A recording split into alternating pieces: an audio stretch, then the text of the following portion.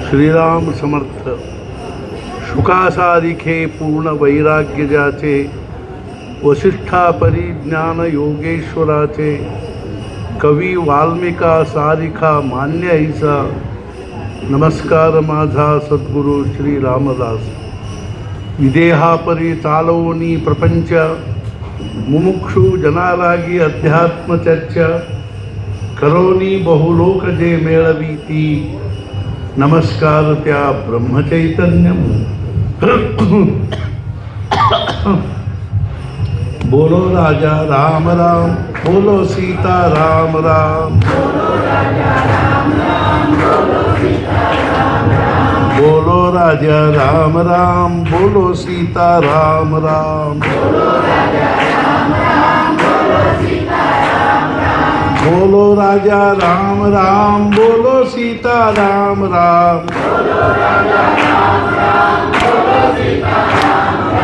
बोलो राजा राम राम, बोलो सीता राम राम,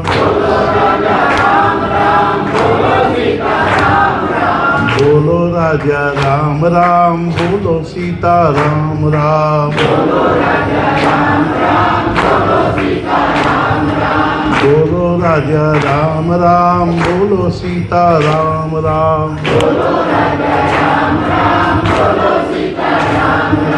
बोलो राजा राम राम, बोलो सीता राम राम. खुर्ची बोलो राजा राम राम, बोलो सीता राम राम.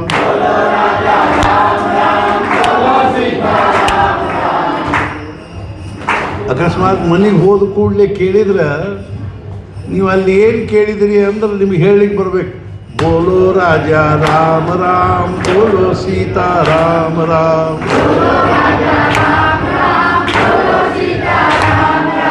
बोलो राजा राम राम, बोलो सीता राम राम,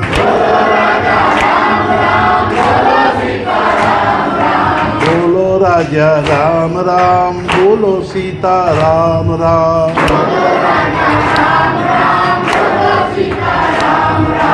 बोलो राजा राम राम, बोलो सीता राम राम.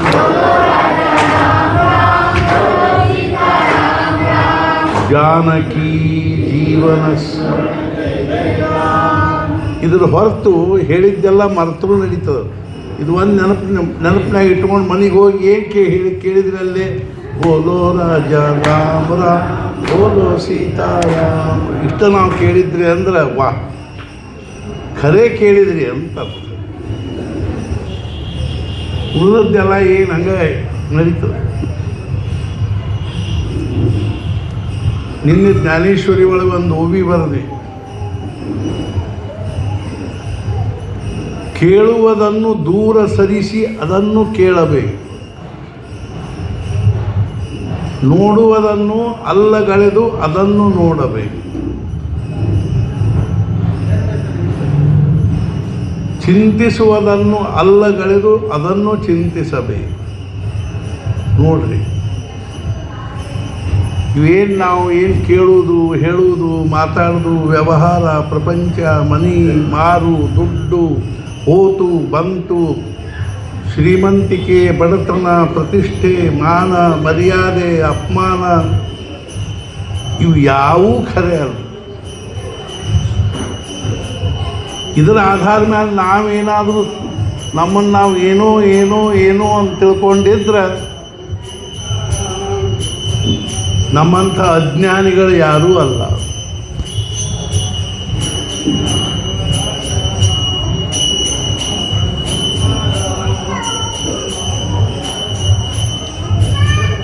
ಯದೇಕಂ ವಿಜ್ಞಾತ್ವ ಸರ್ವಂ ವಿಜ್ಞಾತಂ ಭವತಿ ತಚ್ಛೃಣು.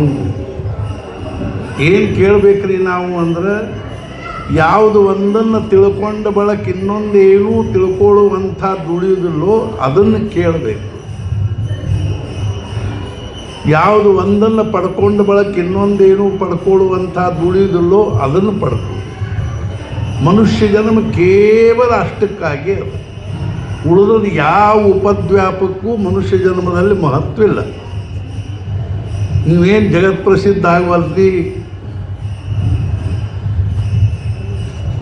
ಪ್ರಚಂಡ ದೊಡ್ಡ ಏನಾಗ್ಬೋದು ಪ್ರತಿಷ್ಠಿತ ಮನುಷ್ಯ ಆದರೂ ಯಾವುದನ್ನು ಕೇಳಬೇಕು ಅದನ್ನು ಕೇಳಿಲ್ಲ ತಿಳ್ಕೊಂಡಿಲ್ಲ ಅಂದ್ರೆ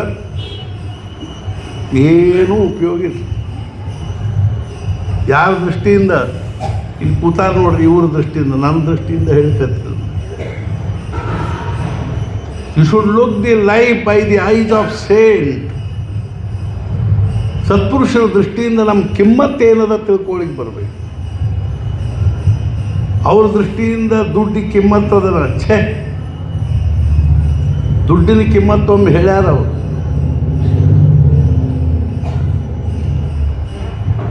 ಲಕ್ಕುಂಡಿಯಲ್ಲಿ ಯೋಗಿರಾಜ್ ಮಹಾರಾಜರಂತ ಆಗಿರು, ಗೊತ್ತದೆ ಅಲ್ಲ, ಹನುಮಂತರಾವ್ ಕುಲಕರ್ಣಿ ಅಂತ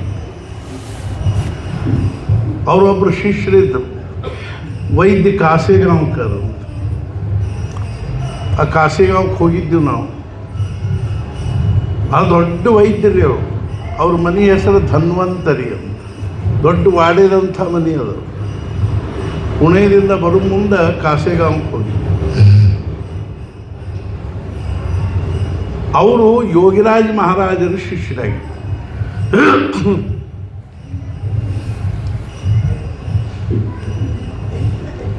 ಗುರುದೇವ್ ರಾನಡೆ ಅವ್ರದ್ದು ಒಂದು ಪುಸ್ತಕ ಅದ, pathway to God in Kannada literature, pathway to God in Marathi literature, pathway to God in Hindi literature, 3 ಪುಸ್ತಕಗಳು.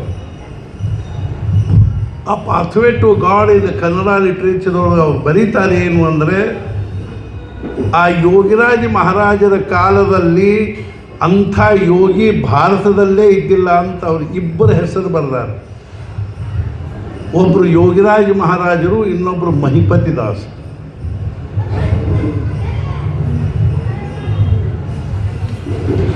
ನೀವು ಹೇಳಿ ಆಶ್ಚರ್ಯ ಅನ್ನಿಸ್ಬೋದು, ಅವರು ಪದ್ಮಾಸನ ಹಾಕಿ ಯೋಗ ಸಾಧನೆಯಲ್ಲಿ ಕೂತರು ಅಂದ್ರೆ 3 ಫೂಟ್ ಹಿಂಗೆ ಮ್ಯಾಲೆ ಕೇಳ್ತಿದ್ರು. ಅವ್ರ ಚರಿತ್ರೆ ಓದಿನ ನಾನು, ಅವ್ರ ಚರಿತ್ರೆ ಪ್ರಸ್ತಾವನೆಯೂ ಬರೆದಿಲ್ಲ. ಏನಾದ್ರೆ ಒಂದು ಇಂಥದ್ದು ಇರಬೇಕ್ರಿ ನಮ್ಮಲ್ಲಿ. ನಮ್ಮೊಳಗೆ ಏನು ತುಂಬೇದ ಮತ್ತು ಏನು ತುಂಬ್ಕೊಳ್ಳಿಕ್ಕೆ ದಡಪಡಿಸ್ಲಿಕ್ಕೆ ಹತ್ತೀವೋ ಅದೆಲ್ಲ ಪ್ರಪಂಚದ ಕಸ ರೀ. ಅದು ಇಟ್ಕೊಂಡು ಕೂಡ್ರಿ, ನಮಗೇನು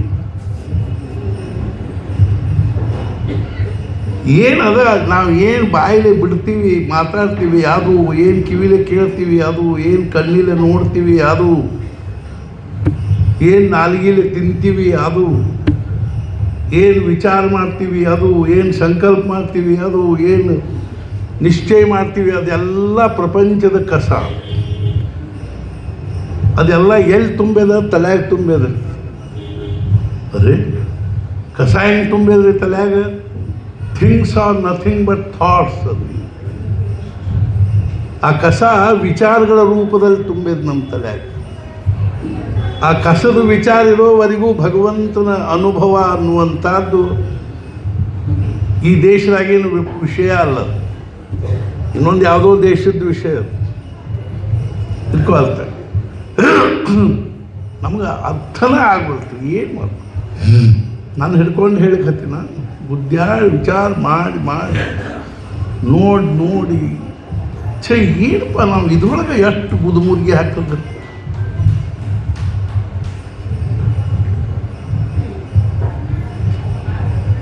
ಹೆಂಗೆ ರೇಷ್ಮೆ ಹುಳ ಅದ್ರೊಳಗೆ ಸಿಕ್ಕು ಎಷ್ಟು ಅದು ದಡಪಡಿಸ್ಕೊತ ಇದ್ರು ಅದು ಇದ್ರೊಳಗೆ ಇರ್ತದೆ.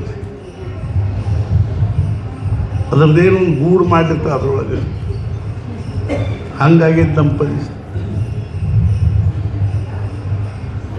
ಯೋಗಿರಾಜ್ ಮಹಾರಾಜರು ಭಾಳ ಸಣ್ಣವರಿದ್ದಾಗಿಂದಲೂ ಗಗನಾಚಾರ್ಯರು ಅಂತಿದ್ರು. ಅವ್ರಿಗೆ ಯೋಗ ಹೇಳ್ತಿದ್ರು. BSc ಆಗಿದ್ರು ಆಗಿನ ಕಾಲಕ್ಕೆ.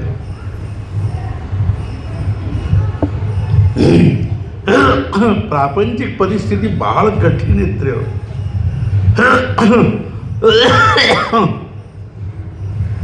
ಸ್ವಲ್ಪ ದಿವಸ ಧಾರವಾಡದಾಗಿದ್ದು ಕಲಿತು.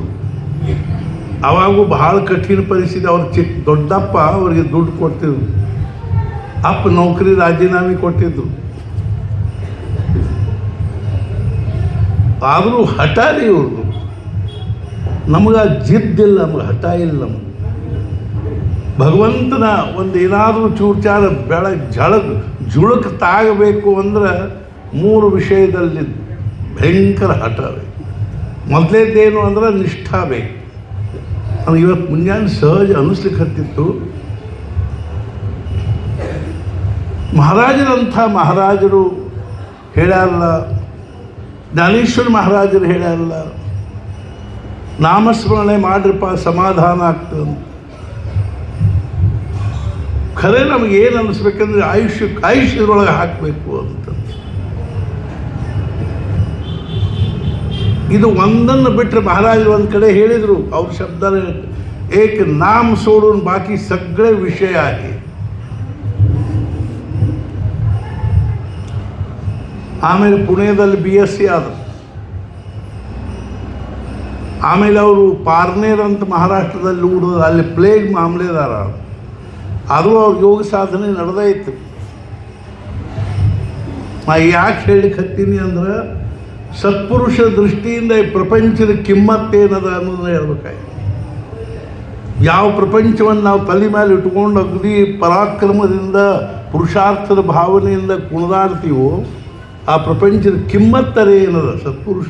You should look the life by the eyes of Saint.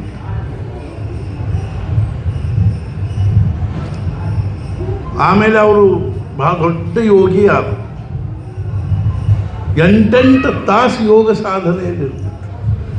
ಅವ್ರ ಸಲುವಾಗಿ ಅಲ್ಲಿ ಅರ್ಥಾತ್ ಪಾರ್ನೇರದಲ್ಲಿ ಒಂದು ಸಾಣದೊಂದು ಯೋಗ ಸಾಧನೆಗಾಗಿಯೇ ಒಂದು ಕಟ್ಟಿಕೊಟ್ಟಿದ್ದರು. ಆ ಸಣ್ಣ ಖೋಲೆ ಕೂತು ಯೋಗಾಭ್ಯಾಸ. ಅವ್ರ ಶಿಷ್ಯರು ಯಾರು ಅಂದರೆ ವೈದ್ಯ ಕಾಸೇಗಾಂವ್ಕರರು ಮಹಾರಾಜರನ್ನ ಅನುಗ್ರಹ ತಗೊಂಡು 13 ಕೋಟಿ ಜಪ ಮಾಡಿದ್ರಿ ವೈದ್ಯಕೀಯ ವೃತ್ತಿ ಮಾಡಿಕೋತ. ಮಹಾರಾಜರು ಒಂದು ಕಡೆ ಹೇಳಿದರು, ಪ್ರಪಂಚ ಮತ್ತು ಪರಮಾರ್ಥ ಇವು ಹೆಂಗವ ಅಂದ್ರೆ ಜೋಡ್ ದಂಧ ಇದ್ದಂಗೆ. ಒಂದು ಮುಖ್ಯ ವ್ಯವಸಾಯ ಇರ್ತದ್ರೆ ಸೈಡ್ ಬೈ ಸೈಡ್ ಇನ್ನೊಂದು ನಾವು ಮಾಡ್ತಿರ್ತಾರೆ ನೋಡ್ರಿ, ಸೈಡ್ ಬಿಸ್ನೆಸ್. ಇವು ಎರಡೂದ್ರೊಳಗೆ ಯಾವುದು ಮುಖ್ಯ ವ್ಯವಸಾಯ, ಯಾವುದು ಸೈಡ್ ಬಿಸ್ನೆಸ್? ಧೈರ್ಯ ಅದಲ್ರಿ ನಮ್ಮ ಕೈ ಎತ್ತಿ ಹೇಳಲಿಕ್ಕೆ, ಪರಮಾರ್ಥನ ನಾನು ಮುಖ್ಯ ವ್ಯವಸಾಯ, ಪ್ರಪಂಚ ಸೈಡ್ ಬಿಸ್ನೆಸ್ಸು ಅನ್ನೋ ಧೈರ್ಯ ಅದ. ಇದ್ರೂ ಅಡ್ಡಿ ಇಲ್ಲರಿ, ಪರಮಾರ್ಥ ಸೈಡ್ ಬಿಸ್ನೆಸ್ ಇದ್ದು ಪ್ರಪಂಚ ಮುಖ್ಯ ವ್ಯವಸಾಯ ಇದ್ರೂ ಅಡ್ಡಿ ಇಲ್ಲ. ಎಷ್ಟೋ ಹಿತ ರೀ. ನಮ್ಮ ಪರಿಸ್ಥಿತಿ ಏನದ ಅಂದ್ರೆ ಸೀಸನಲ್ ಬಿಸ್ನೆಸ್ ರೀ. ಹೋದ ವರ್ಷ ಪುಣ್ಯತಿಥಿಗೆ ಬಂದಿದ್ದೀವಿ ರೀ, ಆಮೇಲೆ ನಾವು ಬರ್ಲಿಕ್ಕೆ ಆಗಲ್ರಿ, ಇರೋ ಸಲ ಬಂದೀವಿ. ಒಂದು ದಿವಸ ಇದ್ದು ಹೋಗಿಬಿಡ್ತೀವಿ. ಶಬಾಷ್. ಮಾವಿನ ಹಣ್ಣಿನ ಸುಗ್ಗಿಯಾಗಿ ಮಾವಿನ ಹಣ್ಣು ಮಾರೋದು, ಬಾರಿ ಹಣ್ಣಿನ ಸುಗ್ಗಿಯಾಗಿ ಬಾರಿ ಹಣ್ಣು ಮಾರೋದು.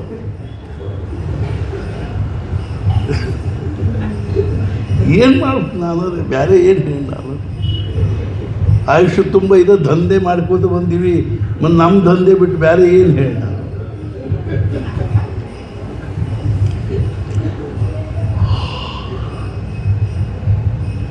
ಮಹಾರಾಜರು ಎಷ್ಟು ಚಂದ ಎಷ್ಟನೇ ಹೇಳ್ಯಾರ್ರಿ ಮಹಾರಾಜರು. ನಾ ಎಷ್ಟು ಕಳಕಳಿಯಿಂದ ಒಂದು ಸಲ ನೀವು ಮಹಾರಾಜ ಚರಿತ್ರೆ ಓದ್ರಿ, ಒಂದು ಸಲ ಅವ್ರ ಪ್ರವಚನ ಓದ್ರಿ. ಅದ್ರ ಮ್ಯಾಲೆ ಏನೂ ಓದಬೇಡ್ರಿ ಈ ಪ್ರಪಂಚದೊಳಗೆ. ಎನ್ಸೈಕ್ಲೋಪೀಡಿಯಾ ಆಫ್ ಸ್ಪಿರಿಚುವಲ್ ಲೈಫ್, ಒಂದು ಆಧ್ಯಾತ್ಮಿಕ ಜೀವನದ ವಿಶ್ವಕೋಶ. ಅರ್ಥಾತ್ ಪ್ರಾಕ್ಟಿಕಲಿ ಅದು ಹೆಂಗಿರ್ತಾನೋ ನೋಡ್ಬೇಕಾದ್ರೆ ಚರಿತ್ರೆ ಓದ್ರಿ, ಥೆರಾಟಿಕಲಿ ಏನಿರ್ತಾರೆ ನೋಡ್ಬೇಕಾದ್ರೆ ಪ್ರವಚನ.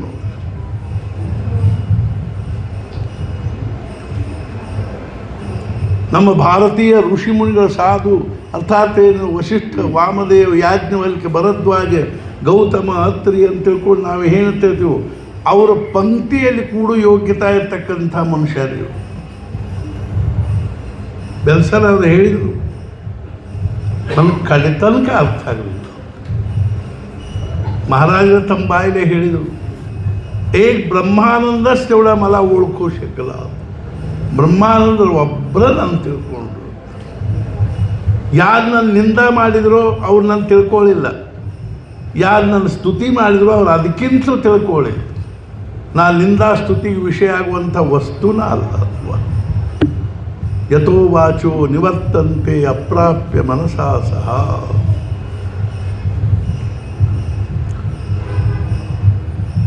ವೈದ್ಯ ಕಾಸೇಗಾಂವ್ಕರು ಲಕ್ಕುಂಡಿ ಬಂದಿತ್ತು.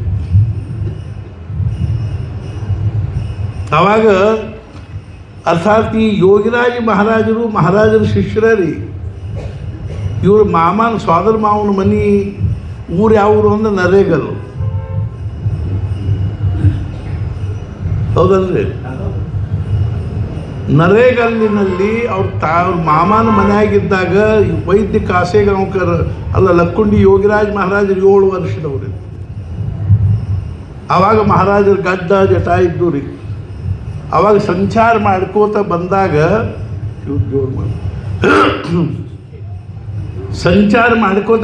ಇವ್ರು ನೋಡಿದ್ರು. ನೋಡಿ ಏನಂದ್ರು, ಮನೆಗೆ ಹೋಗಿ ಒಂದು ಕಾಯಿ ತಗೊಂಬ ಅಂತ. ಅರ್ಥ ಆಗ್ತದೆ ಒಬ್ರಿಗೊಬ್ರು ಅಂಡರ್ಸ್ಟ್ಯಾಂಡ್.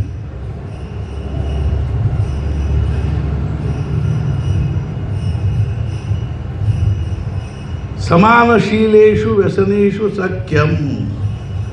ಇಬ್ಬರು ಒಂದ ಶೀಲ ಅಂದ್ರೆ ನಡತೆ, ಒಂದ ಬಿಸ್ನೆಸ್ಸು, ಒಂದ ವ್ಯವಹಾರ, ಒಂದ ವ್ಯಸನ ಇದ್ದು ಅಂದ್ರೆ ಅದು ಲಘೂನ ಅವ್ರದ್ದು ಗೆಳೆತನ ಆಗಿಬಿಡುತ್ತೆ. ಇವರು ಸೇರ್ಕೊಂಡು ಕೂತಿರು, ಅವರು ಸೇರ್ಕೊಂಡು ಬರ್ರಿ ನಿಮ್ಮ ಕಡೆ ಇನ್ನೊಂದು ಸಿಗರೇಟ್ ಅದ ಏನು?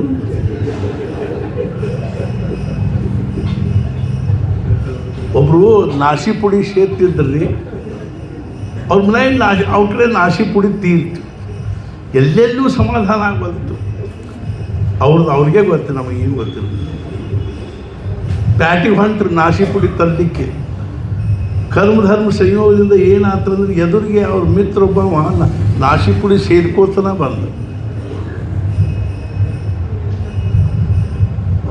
ಒಟ್ಟು ದಾನದಲ್ಲಿ ಒಂದು ದಾನ ಎಂಥದ್ದಂದ್ರೆ ಕೊಡವನ ಕೈ ಕೆಳಗಾಗ್ತದೆ, ತಗೊಳ್ಳೋವನ ಕೈ ಮ್ಯಾಲಾಗ್ತದೆ. ಅಂಥ ದಾನ ಯಾವ್ದು ಹೇಳ್ರು? ನಾಶಿ ಪುಡಿ ದಾನ. ತೊಗೊಳ್ರಿ, ಕೊಡ್ರಿ.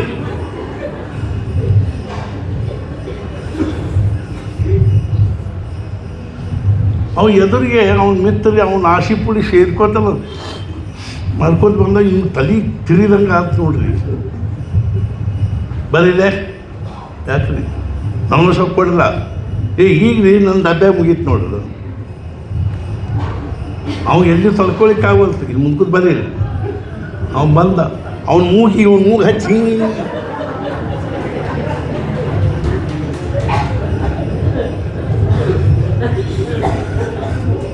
ಆವಾಗ ಸಮಾಧಾನ ನೋಡಿದ್ರು. ಅವನ ಮೂಗ್ನಾಗಿ ಇವನ ಮೂಗ್ನಾಗಿ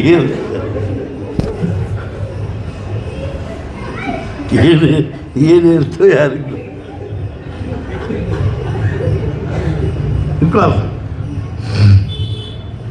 ಮಹಾರಾಜರು ಆ ಹುಡುಗನಿಗೆ ಹೇಳಿದರು, ಬಾಯಿಲಿ ಹನುಮಂತ ಅಂತ ಹೆಸರು ರೀ, ಹನುಮಂತರಾವ್ ಕುಲಕರ್ಣಿ. ಭಾಗ್ಯದ ನಿಜವಾಗಿಯೂ ಸಮಾಜದ ಭಾಗ್ಯದ ಒಂದು ಶತಮಾನದಲ್ಲಿ ಒಬ್ಬ ಅಂಥ ಮನುಷ್ಯ ಸಮಾಜದಲ್ಲಿ ಹುಟ್ಟಿ ಬಂದ ಅಂದ್ರೆ ಆ ಸಮಾಜದ ಭಾಗ್ಯ. ಕುಲಂ ಪವಿತ್ರಂ, ಅವ್ರ ಕುಲ ಪವಿತ್ರವಾಯಿತು. ಜನನಿ ಕೃತಾರ್ಥ, 9 ತಿಂಗಳು ತನ್ನ ಗರ್ಭದಲ್ಲಿ ಹೆತ್ತು ಸಾಕಿ ಸಲುಹಿದ ಜನನಿ ತಾಯಿ ಕೃತಾರ್ಥರಾಗಿ. ಕುಲಂ ಪವಿತ್ರಂ ಜನನಿ ಕೃತಾರ್ಥ ವಸುಂಧರಾ ಪುಣ್ಯವತಿ ಚ. ಅವ್ರು ನಡೆದಾಡಿರೋ ವಸುಂಧರಾ ಪುಣ್ಯವತಿ. ಮಹಾರಾಜರು ಅಡ್ಡಾಡಿರೋ ಈ ನೆಲ ಏನದನು ಪುಣ್ಯವ ತೀರ್ಥದ ಕ್ಷೇತ್ರ. ಅನಂತ ಸಚ್ಚಿತ್ ಸಾಗರೇಸ್ಮಿಲ್ ಲೀನಂ ಪರೇ ಬ್ರಹ್ಮಣಿ ಯತ್. ಯಾರ ಮನಸ್ಸು ಆ ಪರಮಾತ್ಮ ಸ್ವರೂಪದಲ್ಲಿ ಲೀನ ಆಗಿಬಿಡ್ತದೆ.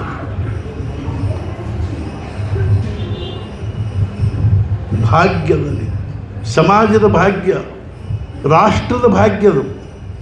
ನಮ್ಮ ಭಾರತದ್ದೇನಾದರೂ ಭಾಗ್ಯ ಇದ್ದರೆ ಈ ಸಾಧು ಸತ್ಪುರುಷರ ನಮ್ಮ ಭಾರತದ ಭಾಗ್ಯನೇ ಹೊರತು ನಮ್ಮಂಥ ದರಿದ್ರಗಳು ಏನಾಗಲಿಕ್ಕೆ. ಬೇಕು ಅನಿಸೋದು ಭಿಕಾರಿತನದ ಲಕ್ಷಣ, ಸಾಕು ಅನಿಸೋದು ಖರೆ ಶ್ರೀಮಂತಿ ಲಕ್ಷಣ. ಅನಿಸಿದೇನ್ರಿ ನಮ್ಮ ಮಕ್ಕಳು ಬೇಕು, ಮರಿ ಬೇಕು, ಮನಿ ಬೇಕು, ಗಾಡಿ ಬೇಕು, ಘೋಡ ಬೇಕು.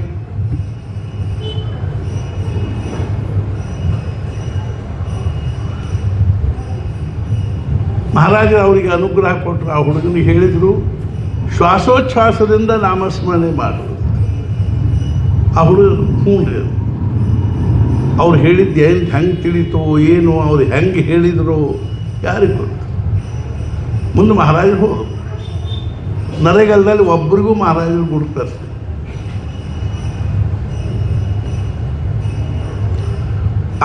ಅವ್ರು ಏನು ಮಾಡಿದ್ರು ಅಂದ್ರೆ ಮುಂದೆ ದೊಡ್ಡ ಯೋಗಿ ಆದರು. ಅವರು ವೈದ್ಯ ಕಾಶಿಗಾಂವ್ಕರ್ಗೆ ಅವ್ರ ಶಿಷ್ಯರು.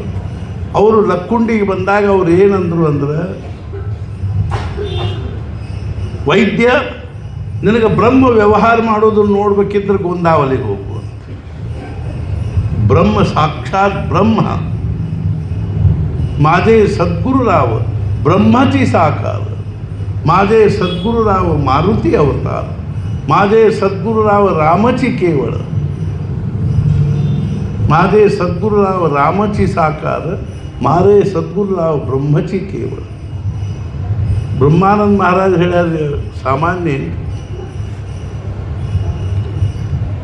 ಸತ್ಪುರುಷ ಕಡೆ ನೋಡೋ ದೃಷ್ಟಿನೂ ಇಲ್ಲ ನಮ್ಮ ಕಡೆ.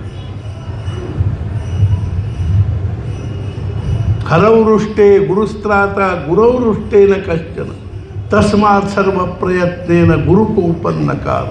ಹರಿ ಒಂದು ವೇಳೆ ಸಿಟ್ಟಿಗೆ ಎದ್ರೆ ಗುರು ಉದ್ಧಾರ ಮಾಡಿ, ಗುರು ಸಿಟ್ಟಿಗೆ ಎದ್ರೆ ಛೇ ಹರಿಹರ ಬ್ರಹ್ಮಾದಿಗಳಿಗೂ ಏನು ಮಾಡಲಿಕ್ಕೆ ಬರಲಿಲ್ಲ. ನಿನಗೆ ಬ್ರಹ್ಮ ವ್ಯವಹಾರ ಮಾಡೋದನ್ನು ನೋಡ್ಬೇಕಿದ್ರೆ ಗೋಂದಾವಲಿಗೆ ಬಂದ್ರಿ ಅವರು. ರಾಮದೇವ್ರ ಗುಡಿಯಲ್ಲಿದೆ, ಇಲ್ಲಿದೆ. ಅದು ಚಕಡಿ ಒಳಗೆ ಹೋಗಿ ಬರ್ತಿದ್ರು. ಅವಾಗ ಚಕಡಿ ಇಳಿದ ಕೂಡಲೇ ಎದುರಿಗೆ ರಾಮದೇವ್. ಒಳಗೆ ಹೋದರು, ರಾಮದೇವ್ ನಮಸ್ಕಾರ ಮಾಡಿದರು.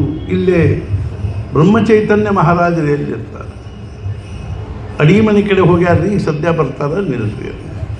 ಒಳಗಿಂದ ಬಂದರು.